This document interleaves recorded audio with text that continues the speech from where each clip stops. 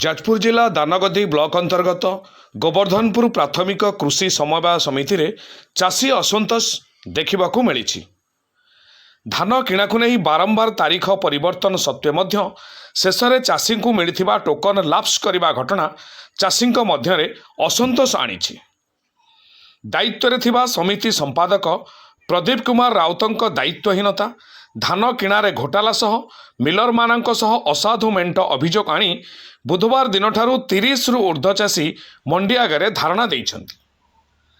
ଏହାର ଆଶୁ ସମାଧାନ ସହ ସେମାନଙ୍କ ଧାନ ଯଥାଶୀଘ୍ର କିଣିବାର ବ୍ୟବସ୍ଥା କରିବାକୁ ଚାଷୀ ସମୂହ ଏକ ଲିଖିତ ଅଭିଯୋଗ ଜିଲ୍ଲାପାଳ, ମଣ୍ଡଳ ଉନ୍ନୟନ ଅଧିକାରୀଙ୍କ ସମେତ ସ୍ଥାନୀୟ ଥାନା ଅଧିକାରୀଙ୍କୁ ପ୍ରଦାନ କରିଛନ୍ତି।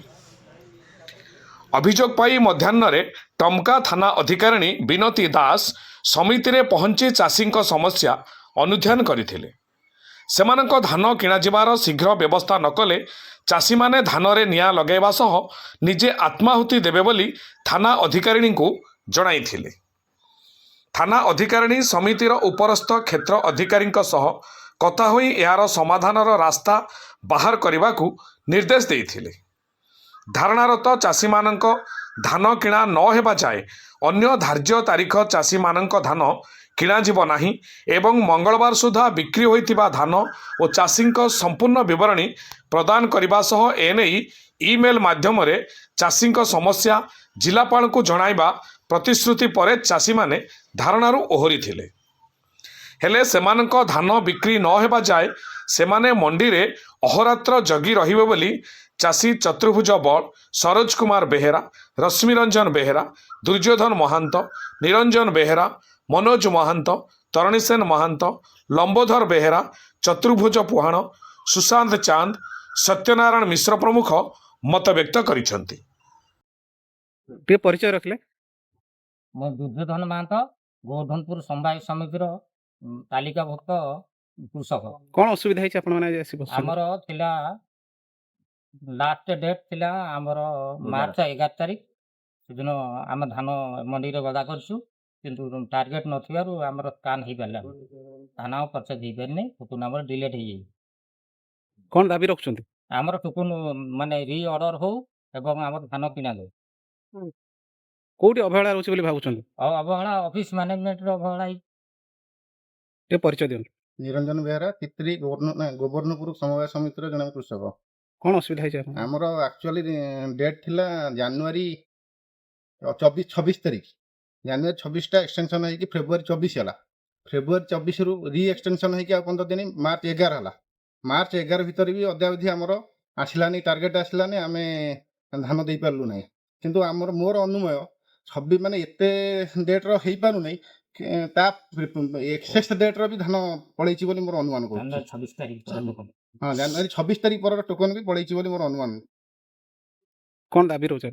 ଆମର ଦାବି ଆମର କେମିତି ରିସେଟଲମେଣ୍ଟ ହେଇକି ଆମ ଧାନ ଠିକ୍ ସେ ଯାଇପାରିବ। ନ ଯାଇପାରିଲେ ଆମେ ଅନଶନ କରିବୁ, ଆମେ ଛାଡ଼ିବୁ ନାହିଁ, ବନ୍ଦ କରିବୁ, ବନ୍ଦ କରିବୁ। ପରିଚୟ ସାର୍ଟିଫିକେଟ ଦେବେ। ମୁଁ ଶ୍ରୀ ଲମ୍ବୋଧର ବେହେରା, ଘର ଚିତ୍ରୀ, ସମବାୟ ସମିତିର ମୁଁ ଜଣେ କ'ଣ ଅସୁବିଧା ହେଇଛି ଆପଣ ଆସି ପହଞ୍ଚୁଛନ୍ତି? ଆମର ତ ଧାନ ମଣ୍ଡିରେ ଧାନ ଦେବା କଥା ଜାନୁଆରୀ 26ରୁ ଫେବୃଆରୀ 24 ପର୍ଯ୍ୟନ୍ତ ଡେଟ୍ ଥିଲା। ପୁଣି ସରକାରଙ୍କ ନିୟମ ଅନୁସାରେ 15 ଦିନ ଏକ୍ସଟେନସନ୍ କରାଗଲା।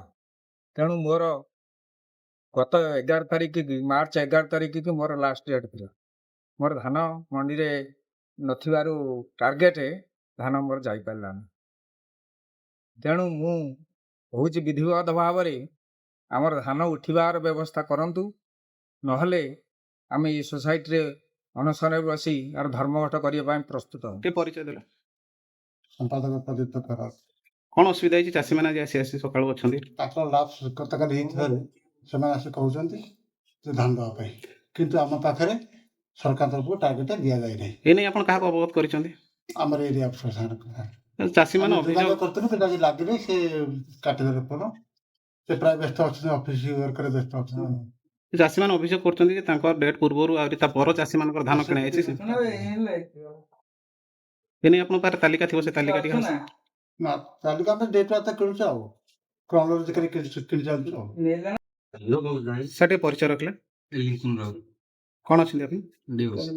କ'ଣ ଅସୁବିଧା ହେଇଛି ଚାଷୀମାନେ ଆସି ଯୋଉ ଧାନ ଦେଇଛନ୍ତି? ଚାଷୀମାନେ ଗତକାଲି ଯୋଉ 30 ଜଣଙ୍କର 26 ତାରିଖରେ ଥିଲା ସେମାନଙ୍କର ଟାର୍ଗେଟ ନଥିବାରୁ ଲାପ୍ସ ହେଇଯାଇଛି ସେମାନେ ସେଥିପାଇଁ ଆସିଛନ୍ତି। ଗଭର୍ଣ୍ଣମେଣ୍ଟ ତ ଟାର୍ଗେଟ ଦେଇନି, ସେଥିପାଇଁ ସେମାନେ ଆସିକି ବସିଛନ୍ତି ଆଉ। କେତେବେଳୁ ଆସିଲେ? ସେମାନେ କାଲିଠୁ ଅପେକ୍ଷା କରିଥିଲେ 12ଟା ପର୍ଯ୍ୟନ୍ତ, ରାତି 12ଟା ପର୍ଯ୍ୟନ୍ତ। ଆଉ ଆଜି ବି ସକାଳୁ ଆସିକି ବସିଛନ୍ତି। ଏପର୍ଯ୍ୟନ୍ତ ବି ଟାର୍ଗେଟ ଆସିନି। ଆଜି ବି 27 ତାରିଖର ଲୋକଙ୍କର ଅଛି 30-35 ଜଣଙ୍କର, ତାଙ୍କର ବି ଏପର୍ଯ୍ୟନ୍ତ ଟାର୍ଗେଟ ଆସିନି। ଯୋଉ ଟାର୍ଗେଟ ଆସିଲା ତାଙ୍କର କିଣାଯିବ କି ଏ ଲୋକମାନେ ଯାହା କହିବେ ସେ ଅନୁସାରେ କରାଯିବ। ଏ ନେଇ ଆପଣ ଉପର ଅଧିକାରୀ ଆମେ ସାର୍ଙ୍କୁ କଲ୍ କରିଥିଲୁ ଏବଂ ସାର୍ଙ୍କ ସହିତ ଯୋଗାଯୋଗ କରିଥିଲୁ। କୋଉ ସାର୍ କଲ୍? କର ସାର୍, ଡିଟେଲ୍ସ ନାଁଟା ଟିକେ କର ସାର୍ ତ ଫୋନ୍ କରିଥିଲୁ। ସେ କହିଲେ କାଲି ହେଇପାରିଲାନି, ଯେହେତୁ କଲେକ୍ଟରଙ୍କ ପାଖରେ ରହିଛି, ଆଉ ଆସିଲେ ଆମେ ଆପଣଙ୍କୁ ଇନଫର୍ମ କରିବୁ। ବର୍ତ୍ତମାନ ସୁଦ୍ଧା କେତେ ଧାନ ସଂଗ୍ରହ ହେଇଛି? ବର୍ତ୍ତମାନ ସୁଦ୍ଧା କେତେ ଧାନ ସଂଗ୍ରହ କରାହେଇଛି? ଟୋଟାଲ 580 ଆମର ରେଜିଷ୍ଟ୍ରେସନ ଫାର୍ମର, ସେଥିରୁ ସେଲ୍ ହେଇଛି 452 ଜଣଙ୍କର। ଟୋଟାଲ ଟାର୍ଗେଟ ଥିଲା 17,500, ଆମେ ପ୍ରଫିଟ୍ କରୁଛୁ 17,436। ଆଉ 128 ଜଣ ଫାର୍ମର ଏପର୍ଯ୍ୟନ୍ତ ଅଛନ୍ତି। ଆଉ ରିକ୍ୱାରମେଣ୍ଟ 8,626.39 ଅଛି ରିକ୍ୱାରମେଣ୍ଟ, 128 ଜଣ ଫାର୍ମରକୁ ନେବା ପାଇଁ। ଟାର୍ଗେଟ ଆସିଲେ ଆମେ କିଣିବୁ। Bureau report, Mahagiri news.